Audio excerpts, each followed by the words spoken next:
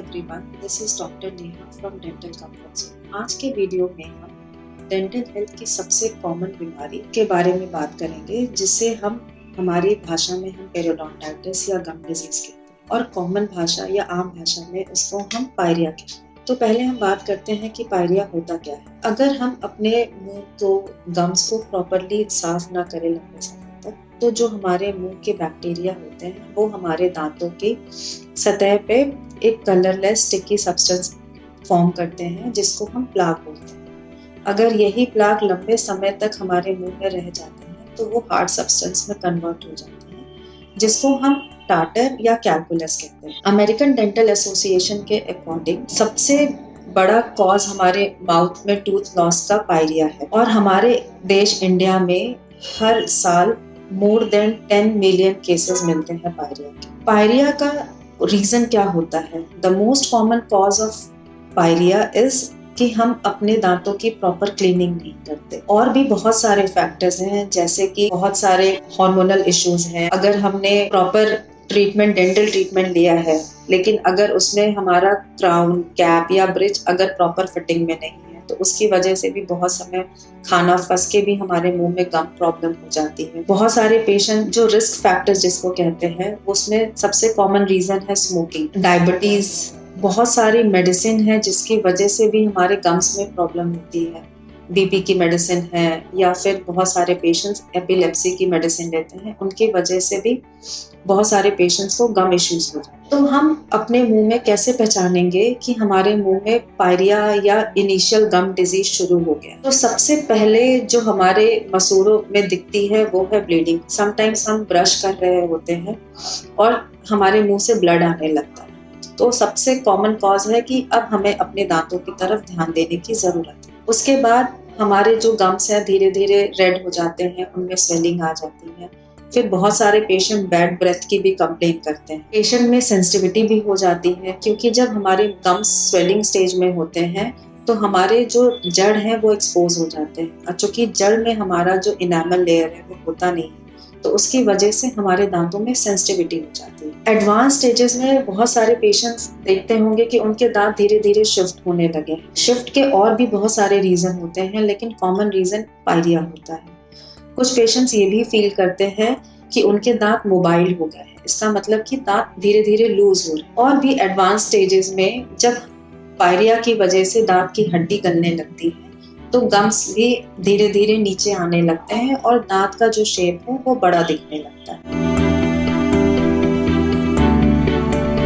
तो सबसे पहली चीज आती है कि ट्रीटमेंट में हम क्या चीज करें जिसकी वजह से हमारे जो ये पायरिया डिजीज है वो हम उसको रोक सके। एडवांस स्टेज हो या इनिशियल स्टेज हो, सबसे कॉमन जो ट्रीटमेंट का प्रोसीजर होता है उसको हम बोलते हैं स्केलिंग और रूट प्लेनिंग। जब कैलकुलस या टार्टर आपके दांतों में जमा हो जाएगा तो वो नॉर्मल ब्रशिंग से कभी भी नहीं निकल सकता। उसके लिए प्रोफेशनल क्लीनिंग की जरूरत पड़ती है। सबसे पहले क्लीनिंग में दांतों को मशीन द्वारा साफ किया जाता है।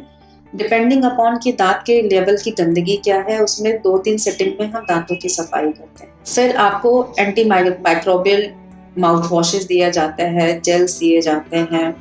बहुत सारे पेशेंट्स में ब्लीडिंग होती है तो उनके लिए हम लोग गम पेंट्स देते हैं।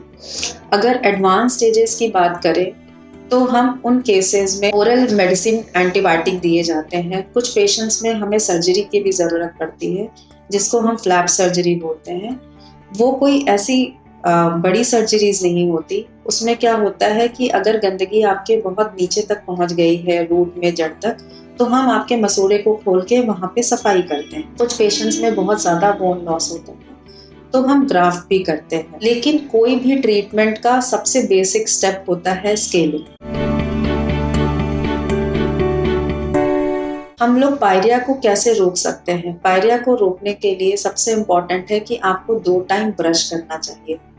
ब्रशिंग के साथ साथ 2 दांतों के बीच की जगह को भी फ्लॉस द्वारा या इंटरडेंटल ब्रशेस के द्वारा क्लीन करें। प्रॉपर बैलेंस डाइट लें। अवॉइड करें कि आप स्टिकी फूड लें या बहुत सारे ऐसे चीजें जो आपके दांतों में जाके फंसे ना लें। आप जो पेशेंट्स की मेडिकेशंस में है जिनकी वजह से उनको पायरिया की प्रॉब्लम हो रही है, वो अपने डॉक्टर से या फिजिशियन से कंसल्ट करें। हमेशा इस बात का ध्यान रखें कि हर खाने के बाद आफ्टर योर एवरी मील आप कोशिश करें कि अपने मसूड़े को खूब अच्छे से साफ करें, खूब अच्छे से मुंह में गार्गल करें, एक घूंट पानी ले लें ताकि जो भी चीजें आपके दांतों में फंसी हुई है वो निकल जाए। अगर कुछ पेशेंट्स के रीजन होते हैं कि स्मोकिंग की वजह से उनको ये प्रॉब्लम हो रही है तो उनको स्मोकिंग छोड़ देनी चाहिए। अब तो ये भी देखा गया है कि जो डेंटल प्रॉब्लम या जो पायरिया के जो बैक्टीरिया हैं वो हमारे गम्स से निकल के वो ब्लड के थ्रू, सर्कुलेशन के थ्रू हमारे डिफरेंट ऑर्गन्स को भी वो डैमेज करते हैं। इसीलिए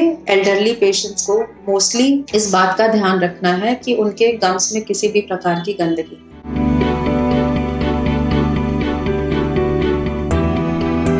सबसे इम्पोर्टेंट टॉपिक जो हम डिस्कस कर रहे हैं पायरिया, उसमें बहुत सारे लोगों के मिथ्स हैं कि लगातार अगर हम सफाई करवाते हैं तो उससे हमारा इनामल में स्क्रैचेस आ जाते हैं, हमारा इनामल खत्म हो जाता है, दांतों की सेंसिटिविटी बहुत ज़्यादा बढ़ जाती है या फिर हमारे दांत निकल जाते हैं। स्केलिंग कराने से कभी भी इनामल लॉस नहीं होता, इनामल में कोई भी स्क्रैचेस नहीं आते।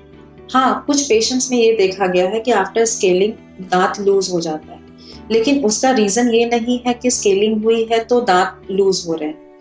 क्या होता है कि बहुत समय से गंदगी मसूड़े में रहने से मसूड़ों के साथ साथ वो आपके बोन को भी गला देती है। जो हार्ड मटेरियल है उसकी वजह से तो आपके दांत एक दूसरे के साथ चिपके रहते हैं, लेकिन जैसे ही सफाई होती है, गंदगी हटती है तो दांत हल्के लूज हो जाते हैं। लेकिन इसका ये मतलब नहीं है कि हमें सफाई बंद कर देनी है या हम सफाई नहीं करवाएंगे।